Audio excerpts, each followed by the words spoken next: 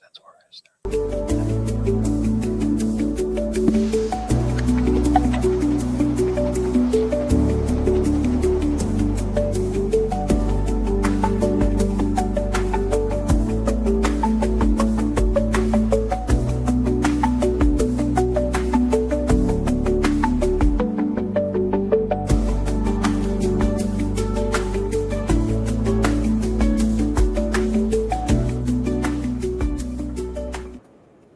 And welcome to the Back Nine at our second anniversary live show. This is Dennis Williams. I'm Josh Morrow. We are so thrilled that you're joining us on this feed from Instagram and YouTube and Facebook as we celebrate 2 years, Dennis, of the Back Nine. And before we get into the show, let's let the audience know what's coming. Yes. We have a couple of live guests with us, as we did last year for our first anniversary show, different guests.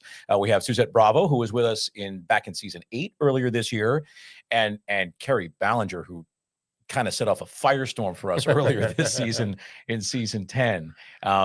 And so here we are. It's a great crowd. Yeah, absolutely. And we are in StellaMix Studios. Well Last said, year yes. we were live at Taco Tuesday, which was great. But over the course of this 2 years, we've been on this ride with our producer, Janine, and she is in a stellar studio for StellaMix. Well done. And it's great. It's great to be here. We got people here. We got Jeff's Bagel Run contributing some food. And before we get into anything else, Jeff's Bagel Run. I mean, Jeff was with us, I think, also in season 8, maybe season 9, and since he was on with us, they've blown up. Not because of us; they were in the process of that. Entirely because of us. It might be because of us, but I can't go on any of my social feeds without seeing the enormous praise. And I'm not saying this just because we have their food here, but look, you know my background. I've had a lot of bagels in my life. I have. What happened to the Jews after breakfast? Jeff's Bagel. These are the best bagels I have ever had, and it's not particularly close. I cannot drive by Jeff's without wanting to go in, and usually I do. And they have a week, a bagel of the day every day of the week, and they have one that's in the regular rotation that is the French onion bagel. Yeah, French onion soup bagel. It's so good. And it was today. I hope he appreciates this shameless plug. I'm not doing love him too. I am doing this authentically. I love it. I love it. And if you're not a sponsor this year, we're done. They're really good. And then we've got a beautiful charcuterie board from my bride, which is if there's amazing. Anybody that can top Jeff, it's Beck. Yes, and That's she did. beautiful. With that charcuterie Yes, she board. did. So we've got champagne here. Cheers, and a lot to talk about. Yeah. So we're just coming off of Black Friday. And I just want to say that Black Friday is effing stupid. Why so? Why do you think so? Because I agree with you, but why do you think it doesn't exist. Like, it's like Black Friday, early Black Friday starts in like October, and then it's now their extended Black Friday. And you get to Black Friday and you're like, it's like a letdown now. It used to be a thing. Yeah. And the fact that there are still morons that go shop on that day, like go to the stores. I mean, what are you doing? Well, it's a bonding thing, I guess, for some people. Like, okay, not for me. I did it once or twice just to make my money go further. But but you're right. I mean, now I found great why deals. Would you go shopping? I found great deals yesterday, Tuesday, Cyber Monday, and Tuesday, and all the stuff that didn't Tuesday. get moved. So much good stuff. But I found great deals on Black Friday in July. There was another reason, though, why I really liked Black Friday, this Black Friday, because my Chicago Bears posted their most impressive victory of the season. I think they're for real. Yeah, they are. They kicked the Philadelphia Eagles, defending Super Bowl champs, all over the field. And you have to know this. If the Bears win the Super Bowl, everyone in Chicago has to convert to Catholicism. Yes, because of the Pope. The Pope's friggin' from Chicago. That's right. You don't think that's the most powerful prayer you can get in the entire universe, is that the new Pope is from Chicago. How many wins did they have last year? They had 5 wins last year. They lost 10 games in a row. They lost 10 games in a row. That's right. They are the #1 seed in the NFC. What is the only thing that can explain that?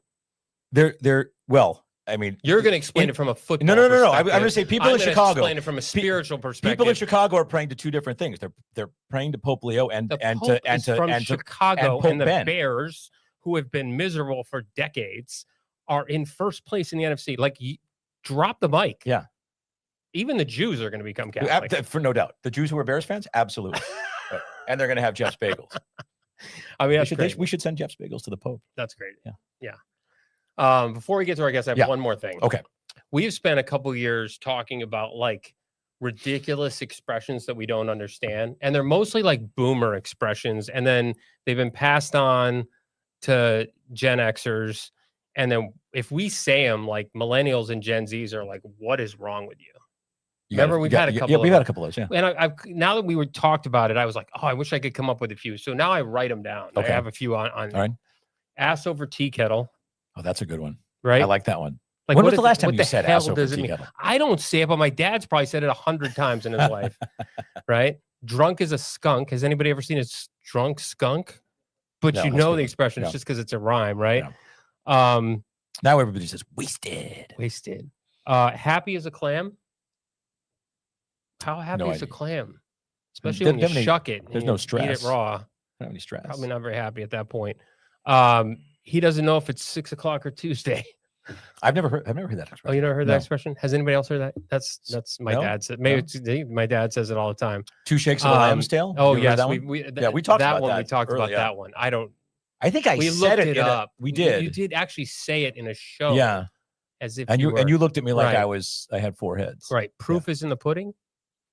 Without that one, I know, and that's people get that wrong. People always say that, but the actual expression is, this is going to show my age, is that the proof of the pudding is in the tasting.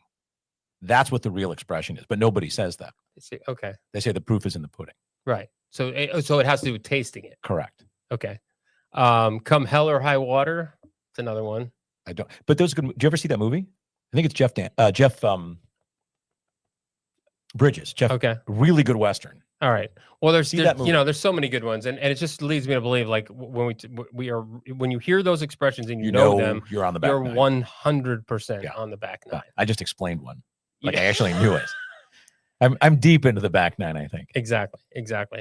Well, that's it. What else on your mind as we head into, so many things. But you know what's most on my mind is wanting to talk to our guests and revisit with them. Yes, because a lot has happened in 2 years. We've had some great guests. And what we do on this show to make it really easy on us and easy on our producer is we find the amazing guests that we've had locally. So we can bring them into the studio, have some champagne with us and talk to us. Yes. And a lot of our guests, if you're new to us, come to us via Zoom, and some of them are local here to our South Florida studio. And so a couple of them are with us, and we mentioned them.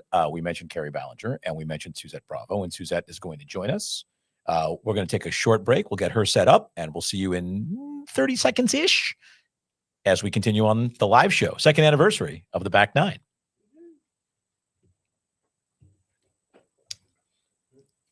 So now if you're watching at home, Suzette is hustling to the set. It's okay. This is behind the scenes. You're supposed to see this. It's all good.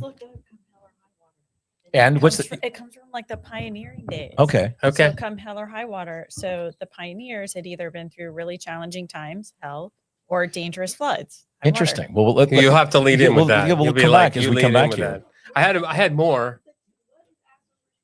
Ass over tea kettle. It's like you trip, you go ass over tea kettle. You go ass over tea kettle. I looked it up. I can't remember what it is. The other one I had was a squeaky wheel gets the grease. Well, that makes sense. Yeah.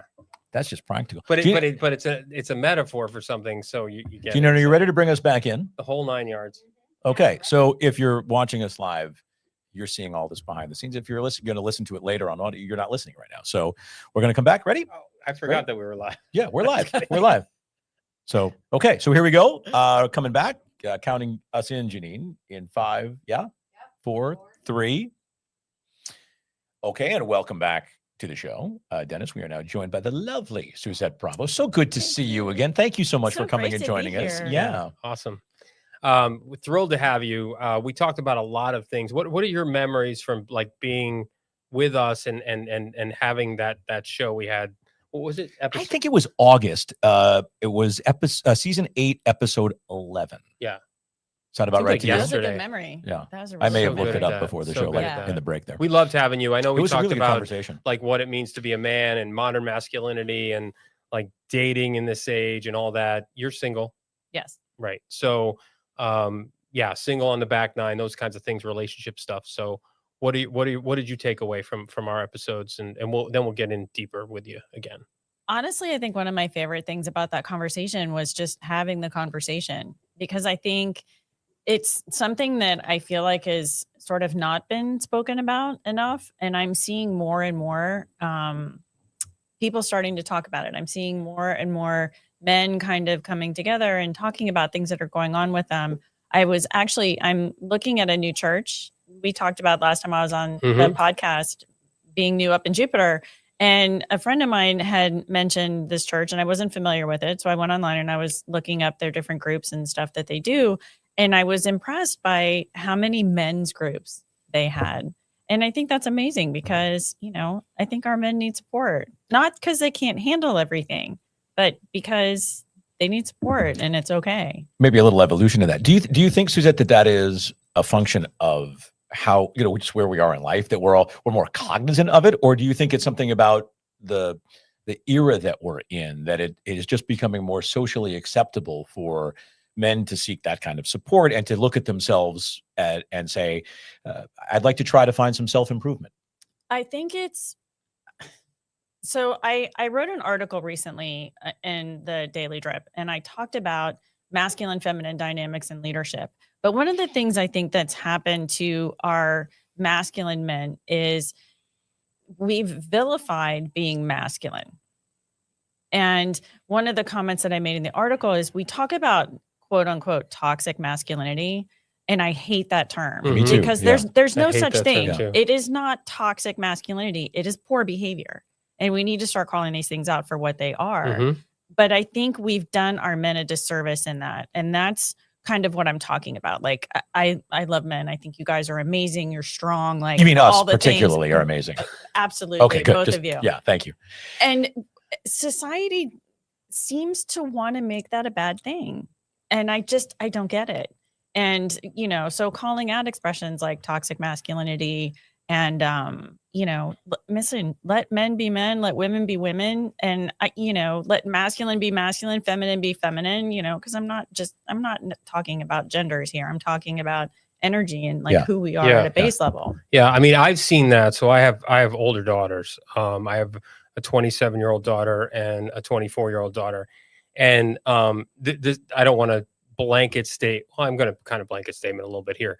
A lot of them are boys, and they're in their 20s, and they're still boys, and they're just the guys that they're looking to hang out with. Well, that they're with, and they've been constantly, especially my younger, constantly disappointed in who they are once they get to know them. And listen, I wasn't the most mature guy in my 20s, but I was a man, and it's like, it's this wimpy, like not masculine thing. It's rough. It's rough. They've been told that they shouldn't be that way. Right. And, I think we're sort of culturing that toughness, that edge, that, because if you think about it, since the beginning of time, like what has been the masculine role?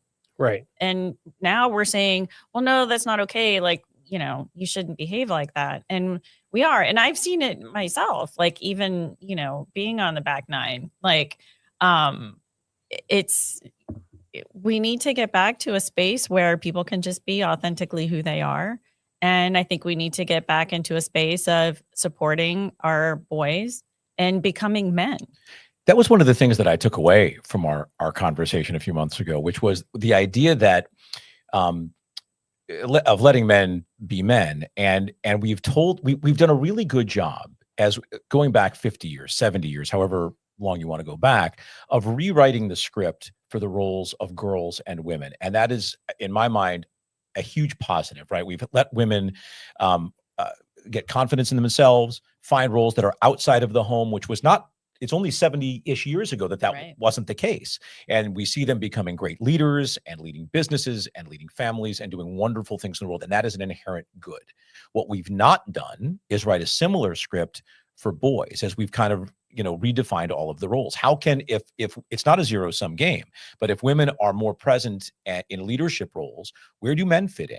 And I think it's something that we talked about, right? Mm-hmm. That the idea that, how do we help women who then are in those positions, who have more power than they used to, and are looking at boys and men who are maybe not as empowered, but still healthy and doing good things, and showing the women that those are still men that they should have relationships with and that can be positive, right? We haven't, so in other words, that boys are, and young men are doubting who they are. They don't have that same kind of power or that purchase in their relationships with women and their attraction to women. And what you had said at the time was, yeah, we can't look at men and say, oh, gross, right? Right. You can't emasculate men and then complain because they're not showing up Right. in a masculine Thank you for saying that space. That's succinctly. exactly right. And so, yes, women are stepping more into leadership, and women are taking up a bigger space. And I completely recognize that I get to sit here and have this conversation because of the women who have gone before me to fight for this ability that we can do that. And I totally get that and honor them and everything that they've done. But in my perspective, my view is there is room for everybody at the table. For sure. Me showing up as a feminine leader does not change who you need to be as a leader or who you need to be as a leader. And it takes all of us. I think it takes masculine and feminine that balance both sides to do things really well, because I believe the masculine and the feminine, there's a divine reason why they're two and they're separate, but they complement each other so well. And where things get really confusing is when you start telling women that they need to be more like men to be good leaders, and you start telling men they need to be more feminine to be good leaders. And that's powerful. Yeah. That's exactly right. I think one of the things that happens is you have powerful women leaders, and they are left to end up parenting their spouses because the man isn't strong enough to be at that level. So they don't find their intellectual equal. I'm worried about that for my daughters. I'm worried about my daughters finding their social and intellectual equal. And I say that in full arrogance, fully admit that. My girls are really smart. They're really bright. They're really well put together.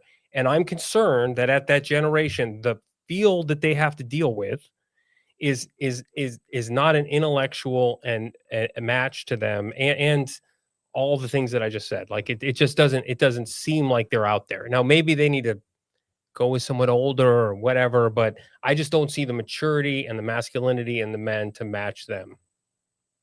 Yeah, I would agree with that. And I was, as you were saying that, I'm thinking they're probably going to have to find a relationship with somebody who's older. And part of this goes back to, and a friend of mine and I had a conversation about this not too long ago, raising boys, raising kids in general. There seems to be this, like, when I was growing up, we left the house in the morning, we came back at night. My mom never knew where I was. Yeah. Like, we were off.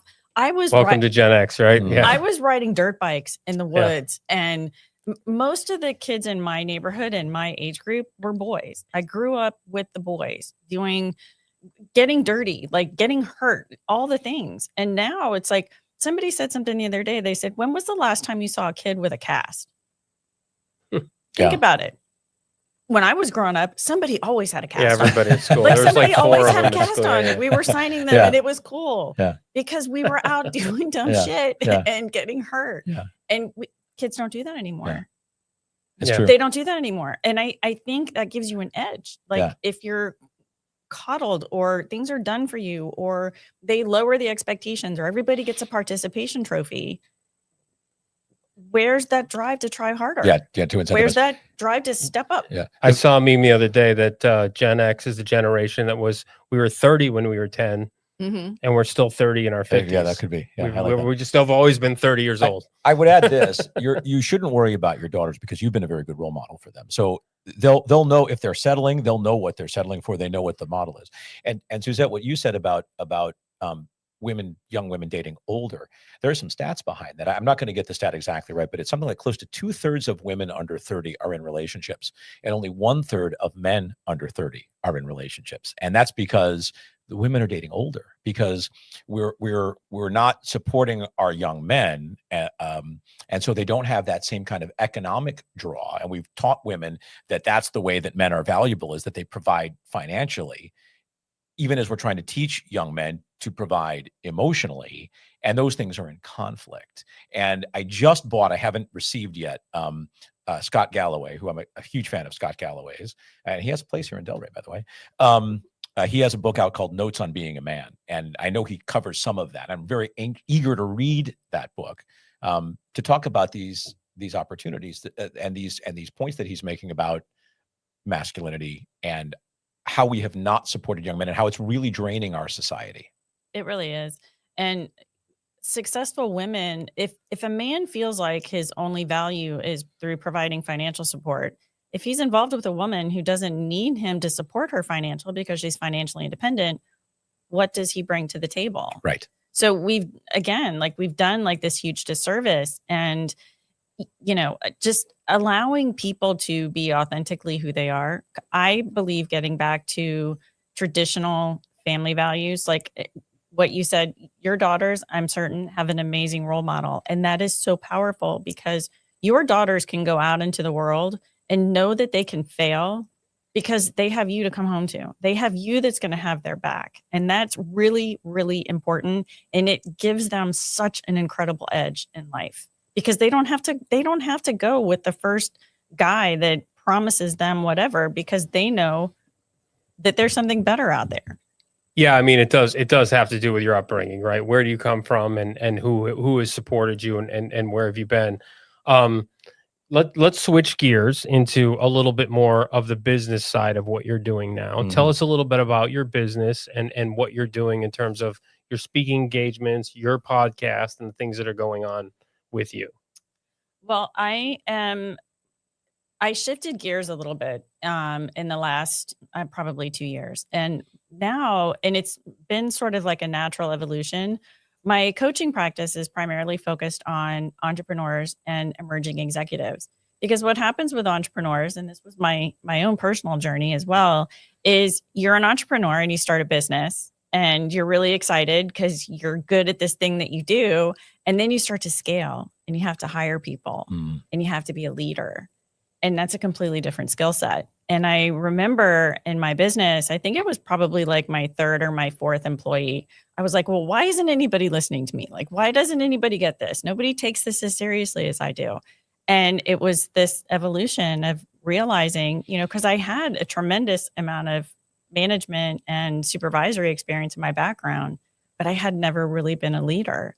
And what I find with leadership is leadership comes down to identity. And as an entrepreneur, you're an operator, or as, say you're an engineer and you're really good at your job. So they promote you into a leadership position. Well, all of a sudden you're not the operator anymore. You are responsible for people who are the operators, and it's a different mindset, and it's a different, it's an identity. And I work with founders, with executives at the identity level. And so what do you try to teach them? How do you help them through that shift? And is it different for male leaders and female leaders? You hinted that it might be earlier as we were talking. Oftentimes it's a different language, but it's the same thing. Because what happens is a lot of leadership programs come in and they teach you skills. These are the things that you do. These are the steps that you follow.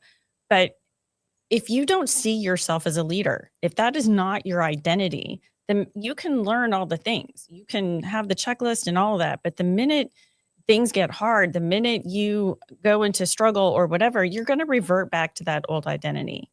Everything drives from who you think you are. You will not rise to the level of your goals and dreams. You will fall to the story that you tell yourself about who you think you are.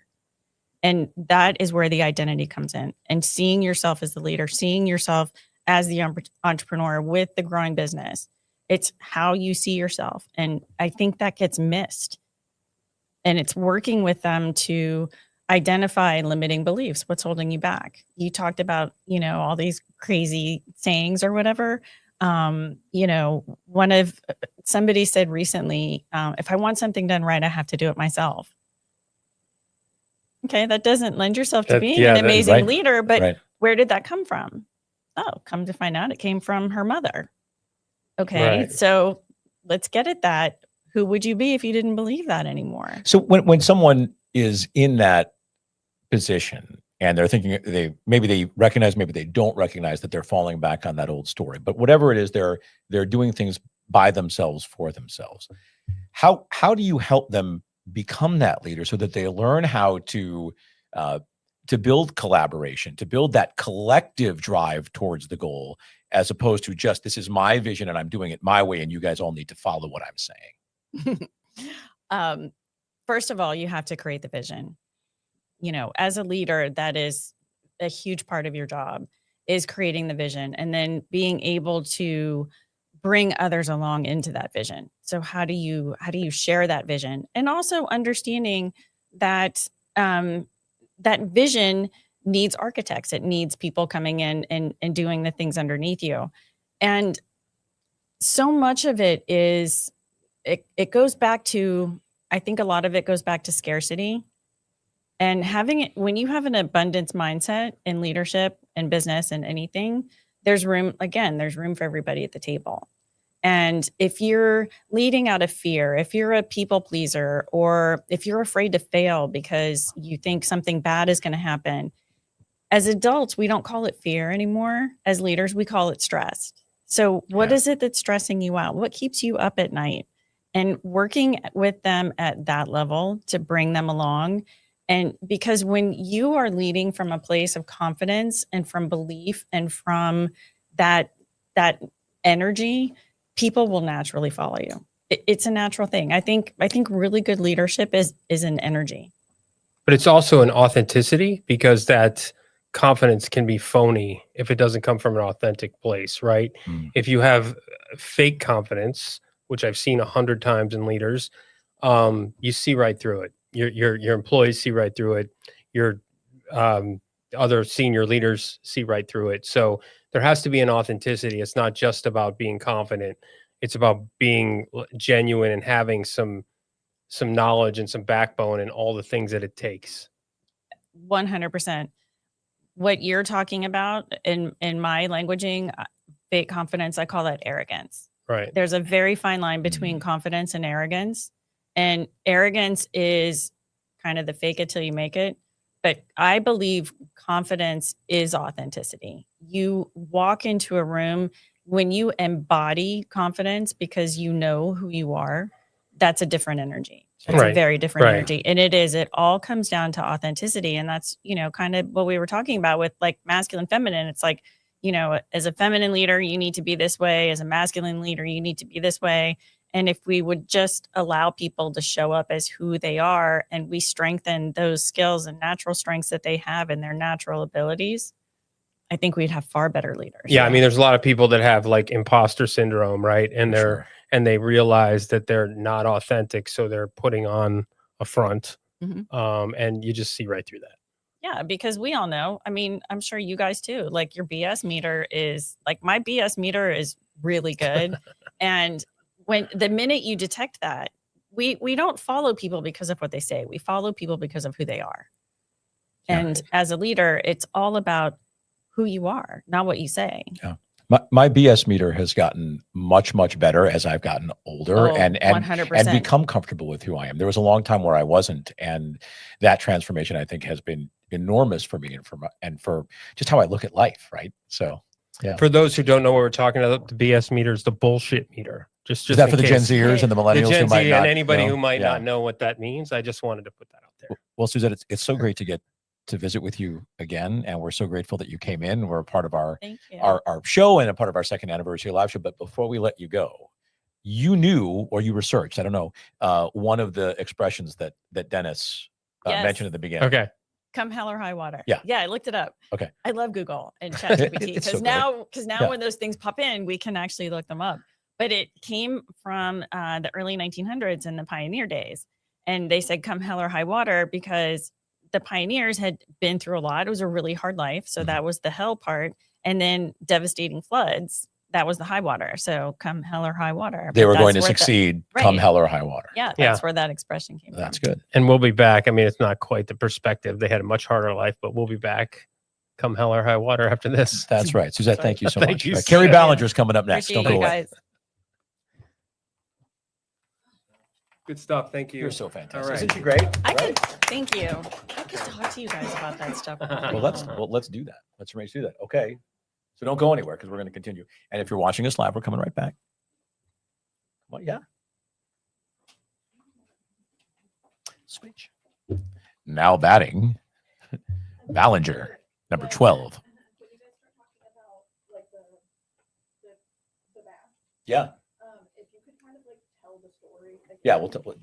Yeah, perfect. Okay. Okay. Yeah. Thank you. If you guys want to put the arms of the chair down, too, it makes you more comfortable. I put them up so it's easier. Do you want to bring us back, or do you want me to bring us back? I'll bring or- us back. Okay. And then you, Yeah. you can introduce Okay. her. Sounds good. I'm gonna count you in. Yeah. Yeah. On 3, 2, 1. Welcome back to the show, Josh. We are cruising along here on our live show with our gigantic studio audience. It is just enormous behind us here. I can't even believe how many people are here. It's fantastic. It's our great live audience. We know that people are out there listening. Our numbers have grown a lot just in this past season, in Yes, we large know part why. due to our next guest, Carrie Ballinger. You're a superstar. You know that? Do you know that? You've literally You're- lit the world on fire coming on our show a few weeks ago. So the story, audience, is Carrie was on season 10, episode 12, and she is a NATE therapist, instructor, practitioner. That's the right word. Thank you. And told a great story about how she found her way here. Right, your story is your own origin story, and the story, we cut a clip. Our social media director Ariel put that up on Instagram, and at the time we're recording or doing this show live, almost 900,000 views. 900,000 views, and it's led to a big surge in our audience. Yeah, right. Thank you. There's the studio audience. Right? Yes, there it Terrific. is. So big. So Carrie, I think it's worth telling that part of the story again for people who didn't hear it, and then we'll start answering some of the questions that we received from our audience about that story. Okay. Should I start with The whole story. Yeah, tell your Start whole Start with the story if about you- the doctor and and- what happened to you when you came home and how you discovered how it actually, helped you. Okay, Yeah, the whole thing. my story. Your Yeah, story. your whole story, Your yeah. story, please. So I was very, very ill. I had gotten bit by a brown recluse spider when I was bartending my way through college. And soon after that, I became type 1 diabetic. And I lost all of my hair. I lost most of my weight. I remember my hands falling off of the steering wheel one day. I had been in the hospital for, 3-week stints. I had every doctor trying to figure out what was wrong with me. But if you backtrack a little bit, I wasn't the best at controlling my diabetes when I first, I was young. I was 19, and back then the technology wasn't what it is today. And I didn't want to wear the pump, didn't want to wear the insulin pump. I was always very strong-minded, strong-willed, and I thought, I can beat this thing on my own. But because of that, my sugar ran really, really high for a really long time. And I met my husband, and at the time, I was hanging in there. I was doing okay. I was sort of taking care of myself. But at that point, they told me I would not have children. I had lost a lot of my hair. And like I said, my muscle tone and all of that. And at one point, I became very, very ill to the point where I said, take me out. I just couldn't. I could barely walk. I was coughing all the time.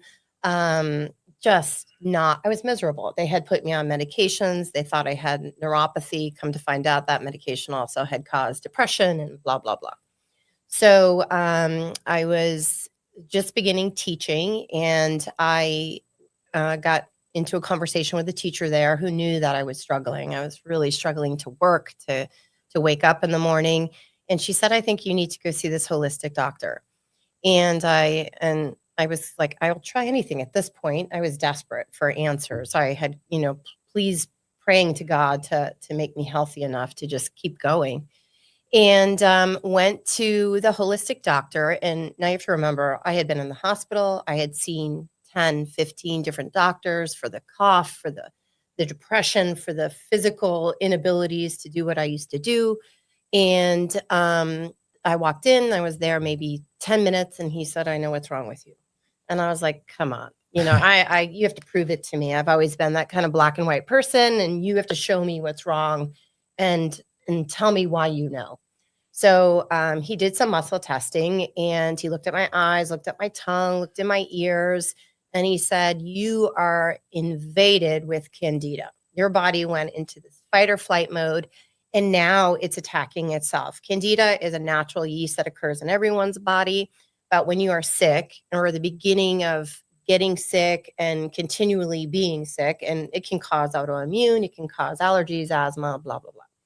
So the doctor had said, you take this home and you take a bath in this every evening for the next 5 days, and you're going to see a significant improvement. He also sent me home with, and to this day, I still wish, and this is 25 years ago.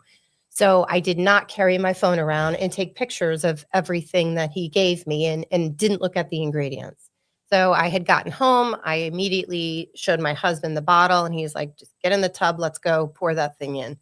So the first time I got in the tub, and he's here, he can tell you all about it. He was standing over me, and I had strings coming out of every pore in my body. And I think I mentioned when I was here last time that yeast isn't just a thing that women encounter. All of us have it. It starts in our small intestines. But if there's an overgrowth, it can cause everything from a cold to an onset of an autoimmune that nobody can figure out why you have. So after those couple baths and the few herbs that he had given me, my hair started to grow and I started to feel better. And I know it sounds crazy, and I've seen the comments online, but it is the honest to God truth of what happened.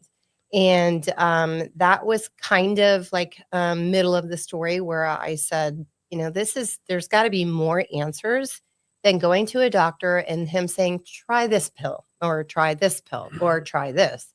And none of those things obviously worked for me because I was still going downhill very quickly. And that bath that he put me in, that was the one thing that it wasn't parasites, it was strings of candida that were coming out of my pores. And I wish I had taken a picture of it. I wish I had my husband to take a picture of it. But, that is the encounter that I had in my steps to get healthy. And a few weeks after that, my cough went away and I started to really get back to myself.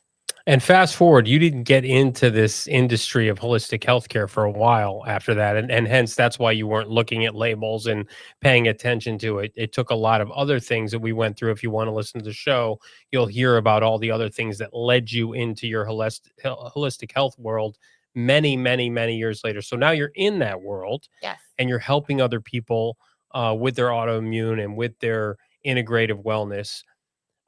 Can you tell us what you think it was at that time, and are you trying to formulate a way to produce that for other people since it was so profound for you? Yes, I actually have several people that have asked me about it at this point. I know one of the herbs definitely was golden seal. I don't know why I know that. I just kind of remember back seeing that word, and I didn't even know what golden seal was until 3-4 years ago when I started really investing my time and energy into herbs and opening my own little apothecary.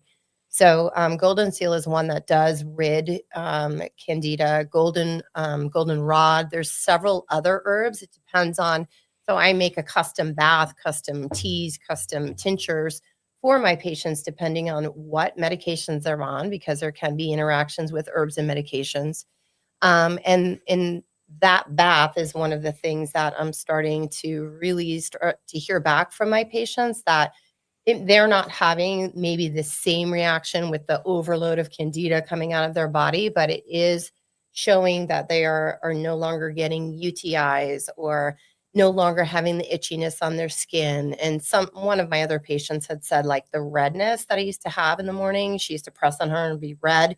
She always thought it was an allergic reaction. She said that was gone. And again, I was very sick at the time, so I'm not expecting all of my patients to have strings come out of their body. Now, depending on how far along a person is in their illness, they may have that reaction.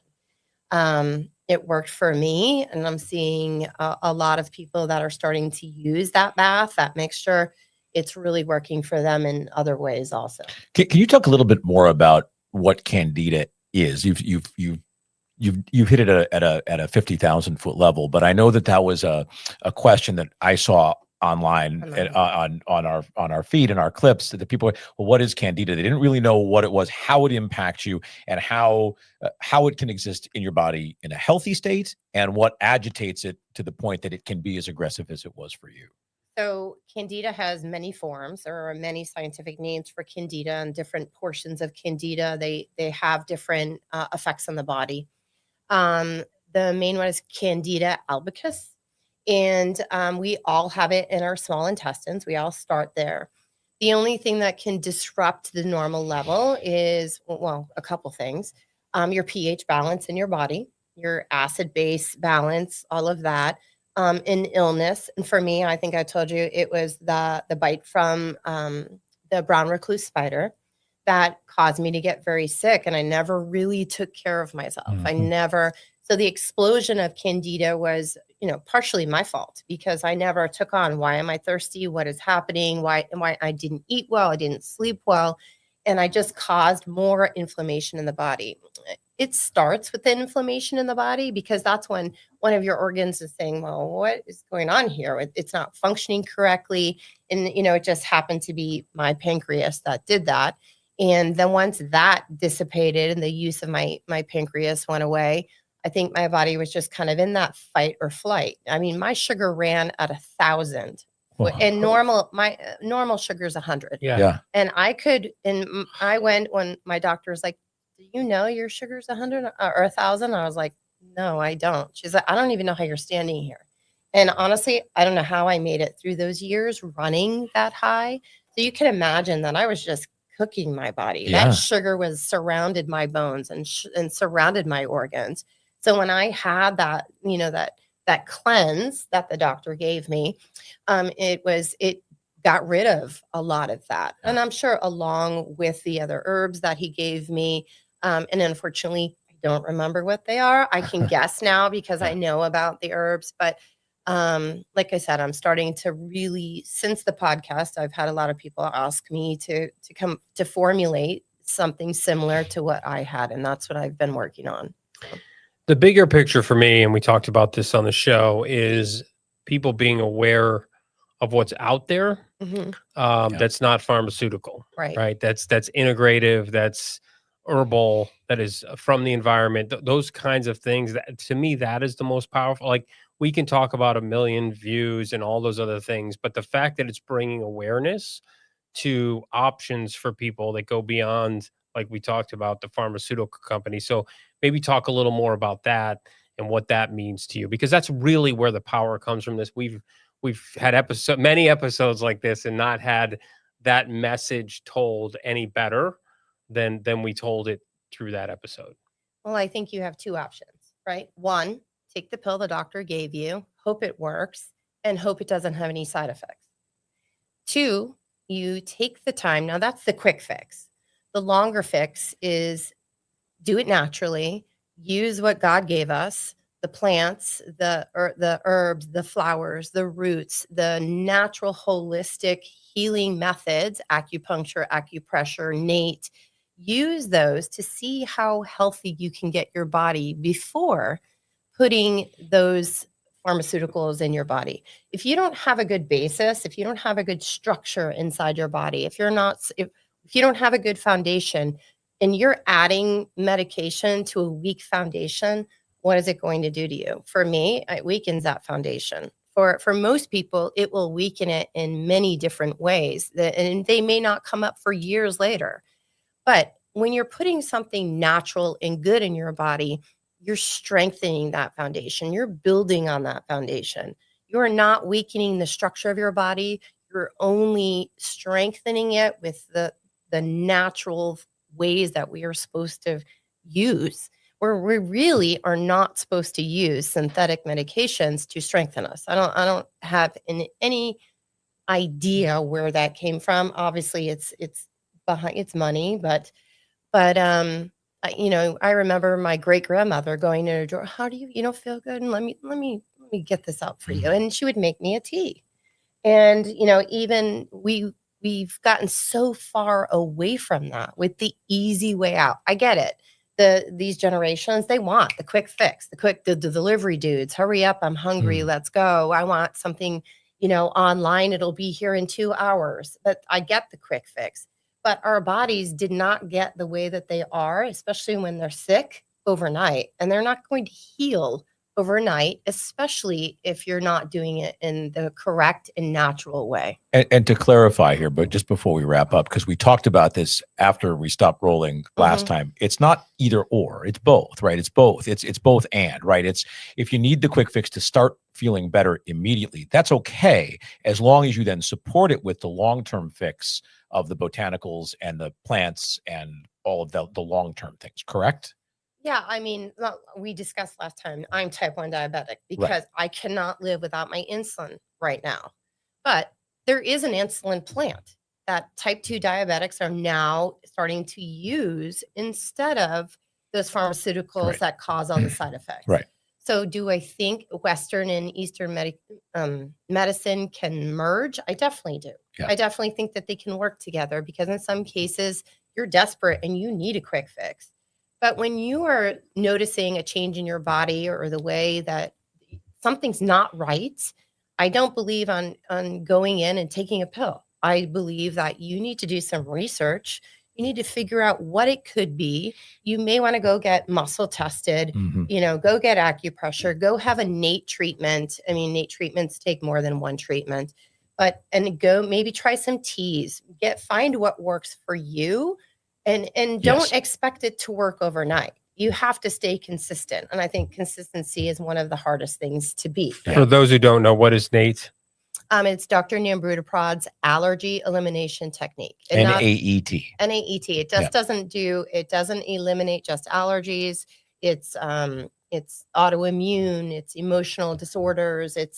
We work on the entire body, the mind, the body, and the spirit. And I think with Western medicine, we forget the other two. They look at the physical ailment, they treat that and not the other thing. Yep.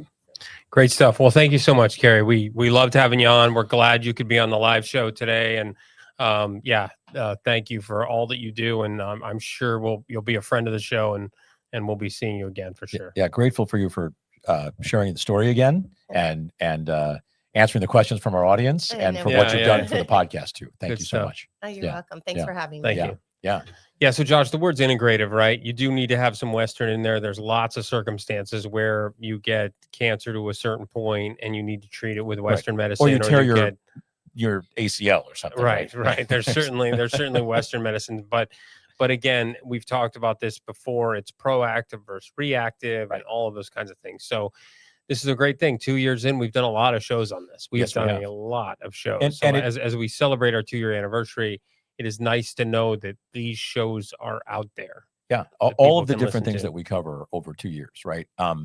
Different kinds of health and wellness, mental health and wellness, relationship health and wellness, physical health and wellness, professional health and wellness, career health and wellness, right? All of those topics that we've done for over 100 episodes in over 2 years. On a lighter note, we are 2 years older now. It's been 2 years, dude. Yeah, you've gotten a little grayer. I have. I've gotten a lot grayer, but a little grayer. Yeah. I'm looking at the picture over your shoulder. I'm like, grayer than I was. Look at us on that picture from the logo. Actually, I grew my beard a little bit. It's still a little scary. I grew my beard over Thanksgiving, a couple weeks of growth, and I was like, oh my God, it is completely gray. Yeah. It is completely gray. Yeah. And Beck was worried that I was going to become Santa Claus if I grew it all the way to Christmas. Well, that would have been so nice. Think of all the presents she would have gotten, right? Not anymore. No, I have to deliver them all. Well, that's true. Yeah, that's true. You'd be busy. But that's how it works in the Christianity. I'm the guy who brought the bagels. You're the right? one. Yeah, you're the one about the bagels. So, but speaking of gifts, right? Our audience and our team, right? So thanks after 2 years to Janine and to Roy and to Ariel and to Angela and others who have contributed. Tom, who's still contributing, of course, and Olivia, who's not with the team anymore. She moved on to other things. Our whole team. Our whole team. Marty and Beck, who put up with us doing this. Marty and Beck, right?